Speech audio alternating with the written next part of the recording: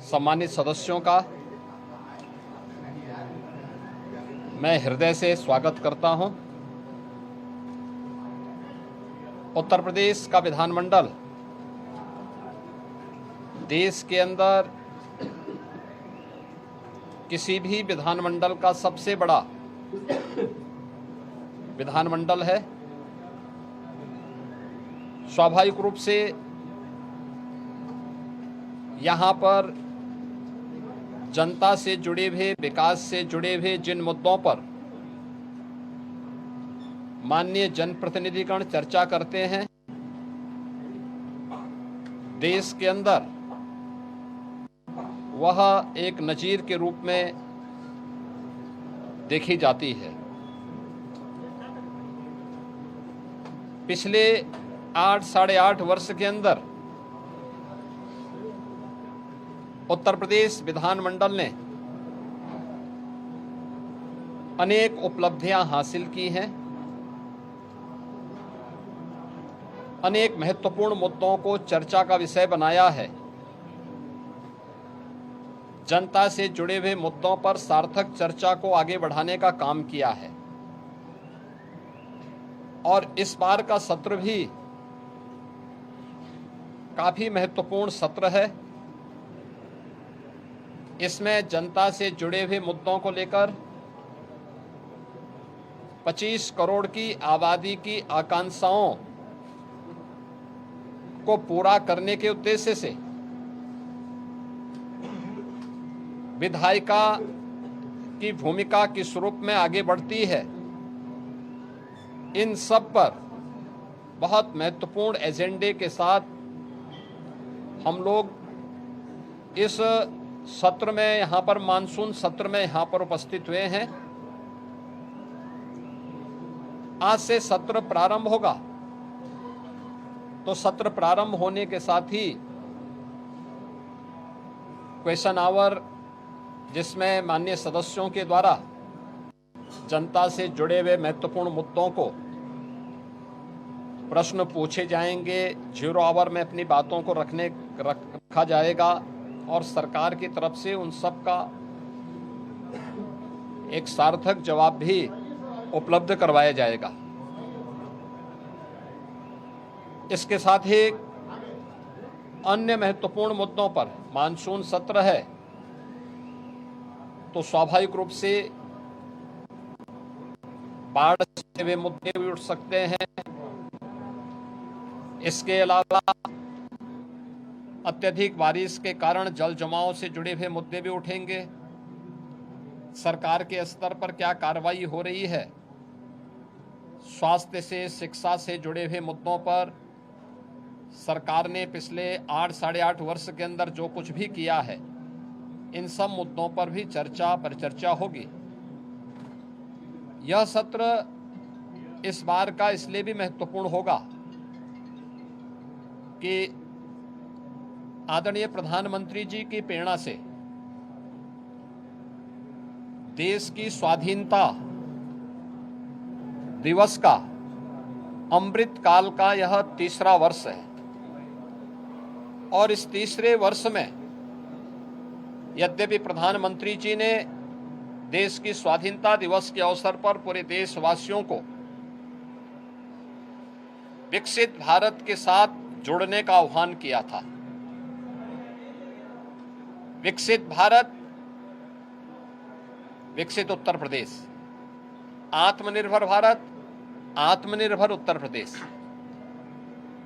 विकसित उत्तर प्रदेश और आत्मनिर्भर उत्तर प्रदेश के लिए सरकार का और उत्तर प्रदेश वासियों का विजन क्या है, पहली बार देश के किसी सदन में इस मुद्दे पर चर्चा होगी।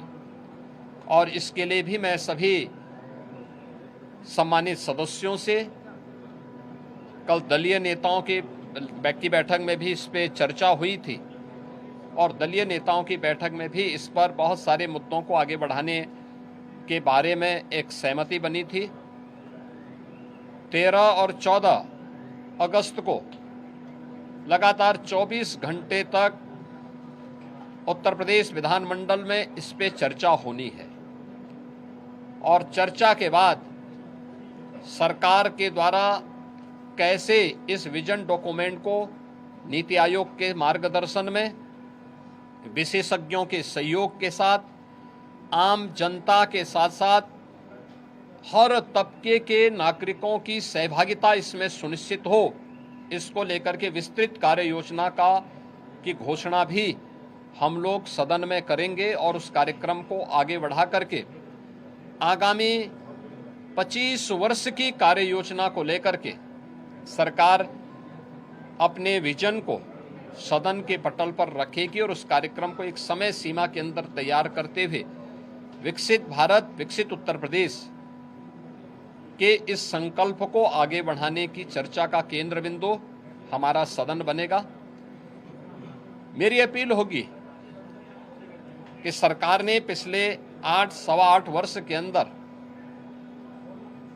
प्रदेश के विकास को लेकर के, प्रदेश की अर्थव्यवस्था को लेकर के, प्रदेश के इंफ्रास्ट्रक्चर को लेकर के, प्रदेश में गरीब कल्याण को लेकर के, समाज के हर एक तबके को लेकर के, क्या गांव है, क्या गरीब है, क्या किसान है, क्या श्रमिक है, क्या युवा है, क्या महिलाएं हैं, क्या व्यापारी हैं, इन सब के उत्थान के लिए बेहतरीन प्रयास किए हैं और उसकी चर्चा देश के अंदर भी होती है। देश उसको सराहता है। तमाम राष्ट्रीय और अंतर्राष्ट्रीय संस्थाओं ने उसकी मुक्त कंठ से प्रशंसा की है। उत्तर प्रदेश के परसेप्शन में जमीन आसमान का अंतर आया है, लेकिन उस सब के बावजूद हम स्वागत करेंगे उन सभी प्रस्तावों का जो सदन में चर्चा के लिए आएंगे, जनता से जुड़े हुए होंगे, उत्तर प्रदेश के विकास से जुड़े हुए होंगे, उत्तर प्रदेश के युवाओं से जुड़े होंगे। उन सभी मुद्दों पर चर्चा करने के लिए सरकार तैयार है। सरकार ने अपने कार्यक्रम का हिस्सा भी बनाया है कि इन सब पर जवाब सभी विभाग उसका उपलब्ध कराने के लिए तैयार होंगे, लेकिन एक सार्थक चर्चा हो, नकारात्मकता न आए, न्यूसेंस क्रिएट करके हम लोग जनता के जुड़े हुए मुद्दों पर समय को जाया न करने दें। ये मेरी अपील सभी अपने प्रतिपक्षी दलों से भी होगी कि वे इन सभी बातों को ध्यान में रख करके अगर सदन में इन मुद्दों पे चर्चा कराएंगे तो एक सार्थक चर्चा भी हो पाएगी, हम किसी निष्कर्ष पर पहुंच पाएंगे। लेकिन अगर वह अनावश्यक व्यवधान पैदा करके न्यूसेंस क्रिएट करेंगे तो जनता की अदालत में स्वयं ही प्रदेश की जनता जनार्दन उन्हें कटघरे में खड़ा करने का कार्य करेगी और सदन में इन मुद्दों पे चर्चा हो, वे चर्चा भी करें, अपने प्रश्न भी पूछें। मुद्दों पर आधारित किसी भी चर्चा का जवाब देने के लिए और उस बहस को सार्थक स्तर तक पहुंचाने के लिए सरकार का पूरा सहयोग प्राप्त होगा। सरकार इसमें पूरी तरह तैयार है। मैं एक बार फिर से उत्तर प्रदेश विधानमंडल के सदन की कार्रवाई को प्रारंभ होने के अवसर पर प्रदेश भर से आए हुए सभी माननीय सदस्यों का हृदय से स्वागत करता हूं और मुझे विश्वास है कि स्वाधीनता दिवस के पूर्व हम लोग उत्तर प्रदेश के विजन डॉक्यूमेंट को प्रदेश के अंदर चर्चा का केंद्र बना करके आम जनमानस को पहली चर्चा का केंद्र विधान भवन, हमारी विधानसभा, विधान परिषद में इस पर हो और उसके उपरांत आम जनमानस के भी हम इस मामले में सुझाव लेंगे, अलग अलग तबके के सुझाव लेंगे।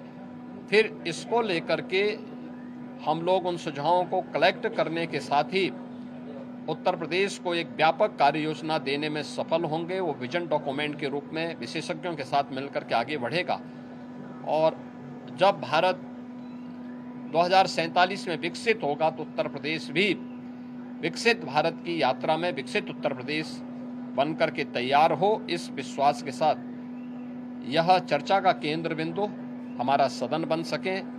सभी सम्मानित सदस्यों से मेरी अपील होगी, इस पूरे कार्यक्रम में भाग लेने वाले सभी सम्मानित सदस्यों को मेरी शुभकामनाएं हैं। धन्यवाद। अखिलेश यादव ने 24 घंटे सदन चलाने को लेकर कहा है कि पागलपन है। देखिए, ये विकास के प्रति सरकार और भारतीय जनता पार्टी की प्रतिबद्धता है। स्वाभाविक रूप से उनके एजेंडे में विकास नहीं है। सस्टेनेबल डेवलपमेंट गोल्स पे जो गरीबों से जुड़े हुए मुद्दे थे, उत्तर प्रदेश की बेहतर शिक्षा को लेकर, बेहतर स्वास्थ्य सुविधा को लेकर, कृषि विकास की दर को बढ़ाने को लेकर, स्किल डेवलपमेंट को लेकर, रोजगार को लेकर के जब हमने 36 घंटे तक सदन चलाया था, तब भी समाजवादी पार्टी ने सदन का वॉकआउट किया था। तो ये लोग, विकास इनके एजेंडे में नहीं है, इसलिए वे लोग इस प्रकार की सिर पैर की बातें बोल करके ऐसे संसदीय शब्दों का प्रयोग करते हैं जिसके लिए वे पहले से ही कुख्यात हैं।